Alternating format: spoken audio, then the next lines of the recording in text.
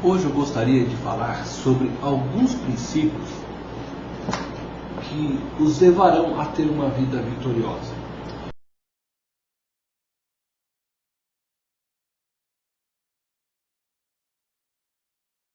Esta carta do apóstolo Paulo tinha como objetivo corrigir alguns erros que a igreja de Colossos estava praticando devido aos ensinos trazidos pelos judaizantes.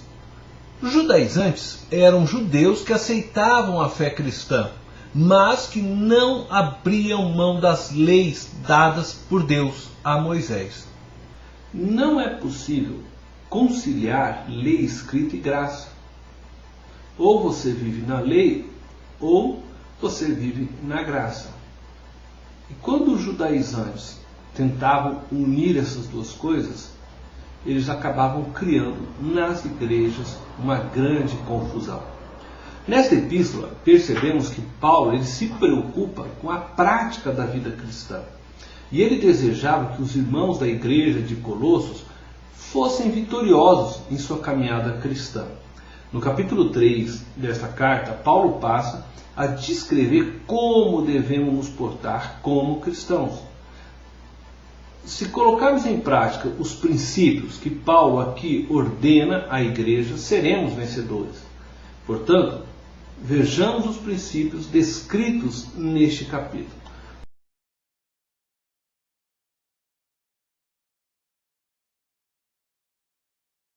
O primeiro princípio que eu quero destacar: somos chamados para vivermos acima da dimensão terrena.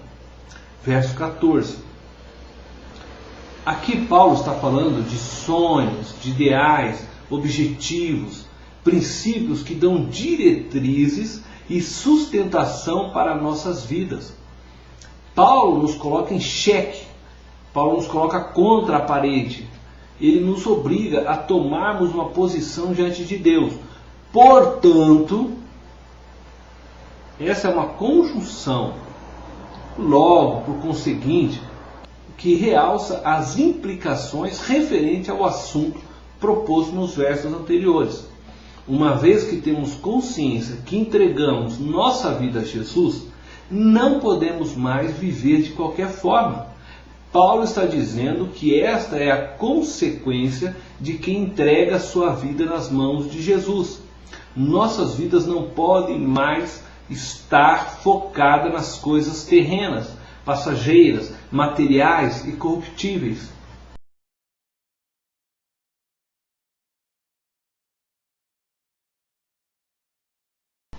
Segundo princípio, somos chamados para mortificarmos nossa natureza terrena, nosso velho homem.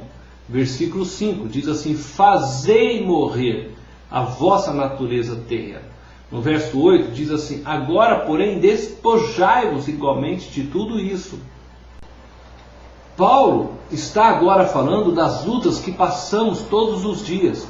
O apóstolo está falando de como lidamos com as paixões de nossa carne, com os desejos de nosso coração.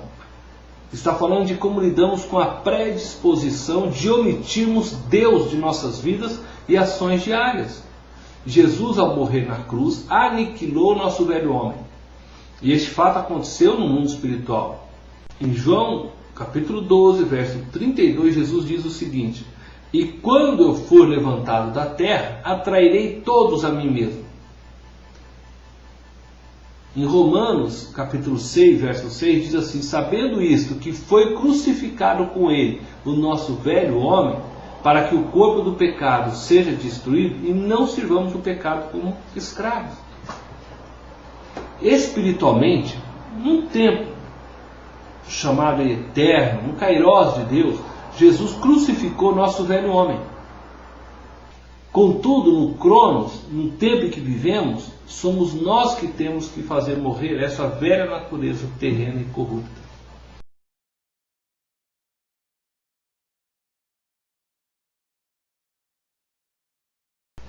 Terceiro princípio: somos chamados para nos revestirmos do novo homem. Versículo 10 diz assim: e vos revestirdes do novo homem. Versículo 2 diz: revesti-vos, pois, como eleitos de Deus. No versículo 12, o apóstolo passa a dizer com o que temos que nos revestir. Então eu preciso fazer morrer essa velha natureza, porque Cristo já traiu essa velha natureza naquela cruz. Quer dizer, essa velha natureza estava lá com ele naquela cruz. Nosso velho homem estava lá naquela cruz. Mas agora eu preciso me revestir do novo homem. E aí então ele descreve as características, né, deste revestimento. Ternos afetos de misericórdia. No grego é a palavra splankna, que significa entranhas de misericórdia. Nós precisamos estar entranhados pela misericórdia, ligados um ao outro por meio da misericórdia. O que é misericórdia? Misericórdia é compaixão despertada pela miséria, luta ou dificuldade do outro. É um sentimento que gera o perdão, que gera a caridade. E Paulo está dizendo que na igreja nós devemos ter misericórdia do irmão que está passando por uma luta terrível, por um momento difícil, que devemos perdoar uns aos outros, que devemos socorrer uns aos outros. Todas essas ideias estão explícitas, estão descritas dentro dessa ideia de estarmos entranhados em misericórdia. Eu tenho que amar meu irmão, minha irmã, independente de qualquer coisa. Não podemos amar somente aqueles que nos amam e nos agradam. Eu amo você não porque você me ama ou me trata bem, mas eu amo você porque eu decidi amar. Você me fere, me maltrata, e eu te perdoo e continuo te amando. Isso porque eu estou aqui entranhado com a misericórdia, estou vestido de misericórdia. Paulo diz para nós também nos vestirmos de benignidade, que é a bondade. Devemos fazer o bem, ter sempre o bem como alvo. Agir sempre com boas intenções. Em Gálatas 6:9 diz assim: não nos cansemos de fazer o bem. Devemos também nos vestir com a humildade, a modéstia. 3 características marcam a vida de uma pessoa humilde. Ela trabalha sem chamar atenção, ela faz para o Senhor, ela não toca trompeta para aquilo que ela faz.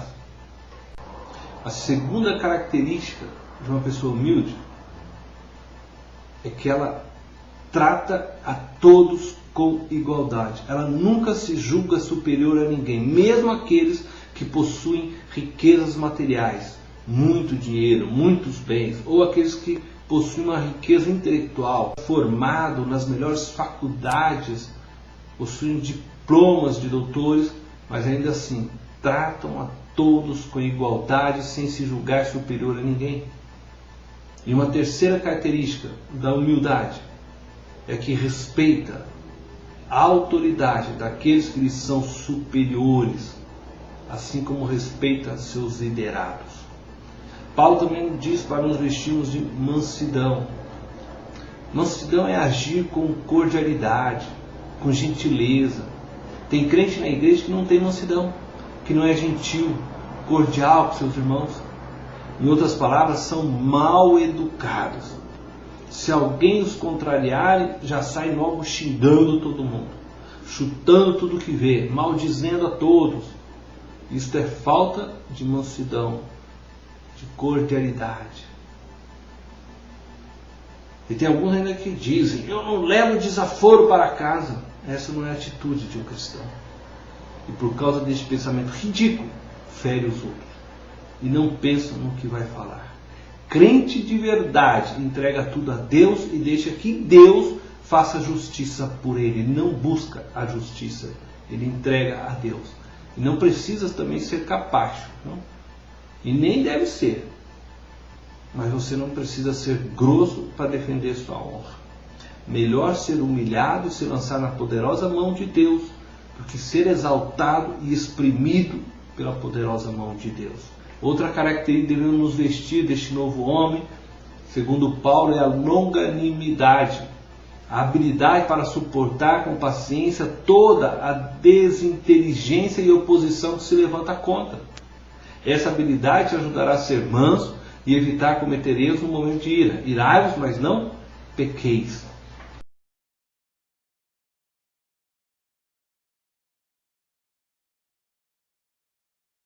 Um quarto princípio que Paulo nos ensina neste texto é que nós somos chamados a nos relacionarmos em amor uns com os outros, conforme diz o verso 13 até o verso 17. E tem umas palavras que eu gostaria de destacar: a palavra suportai-vos, perdoai-vos, esteja o amor, que é o vínculo da perfeição, instruí-vos e aconselhai-vos mutuamente. E tudo o que fizer, seja em palavra, seja em ação, fazei em nome do Senhor Jesus, dando por Ele graças a Deus Pai. Somos chamados para nos relacionarmos. Aprenda a se relacionar com os outros. Todos os versos anteriores, tudo que falamos até este momento tem como objetivo nos fazer vitoriosos na comunhão, na prática da convivência, do relacionamento. Não pode existir igreja sem relacionamento. O amor tem que ser manifesto. Por isso eu preciso de você e você de mim. Nesse relacionamento entre nós, que somos pessoas defeituosas, conturbadas, problemáticas, diferentes, é que o amor é chamado para a perfeição. E nós somos então aperfeiçoados em nosso convívio. Se você cultivar relacionamentos saudáveis, você nunca estará sozinho. E não importa a situação, sempre terá amigos ao seu lado, companheiros de oração, de lágrimas, de jejuns, pessoas que te amam e que estarão prontas a batalhar por sua vitória. Quer ser vitorioso? Aprenda a se relacionar com os outros.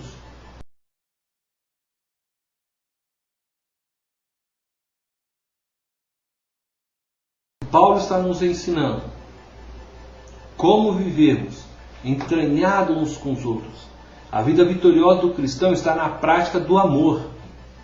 Se não nos amarmos, não seremos reconhecidos como discípulos de Cristo. Sem amor, não deixaremos marcas do Evangelho de Cristo.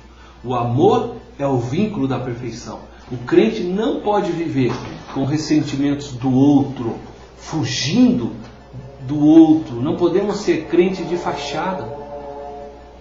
A principal roupa do crente é o amor, não é a gravata, não é o terno, não é o cabelo, a saia comprida. A principal veste do crente é o amor. Se houver amor na igreja, haverá paz. A igreja não é lugar de briga, não é um lugar para disputa, não é um lugar para guerra fria. Procura paz com o teu irmão, com a tua irmã. Você vai morar no mesmo céu que seu irmão e sua irmã. Lembre-se disso. Vale a pena ser cristão. Há algo maravilhoso para se manifestar. Vale a pena se esforçar para viver uma vida cristã vitoriosa, pois chegará o dia em que a vida de Cristo se manifestará completamente sobre aqueles que venceram. Em 1 João, capítulo 3, verso 2, diz assim: olha, sabemos que quando Ele se manifestar, seremos semelhantes a Ele. Você será como Ele. Terá vida eterna, um corpo perfeito, viverá eternamente na presença de Deus, cercado por seu amor, pela sua luz, por sua bondade. Não conhecerá mais dor nem morte, voará nas asas dos querubins, brincará com os serafins. Vale a pena ser cristão. A vitória virá. Permaneça fiel à palavra de Deus. Combata o bom combate, receberá a coroa de glória. Jesus está voltando.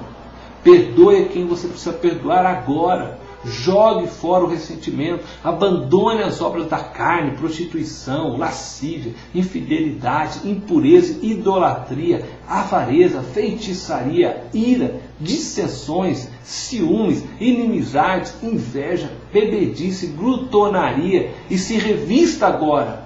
Se revista com as novas vestes dadas pelo Espírito. O amor, a bondade, a mansidão, a longanimidade, domínio próprio, fidelidade, humildade. Seja vitorioso em sua vida. Deus te abençoe.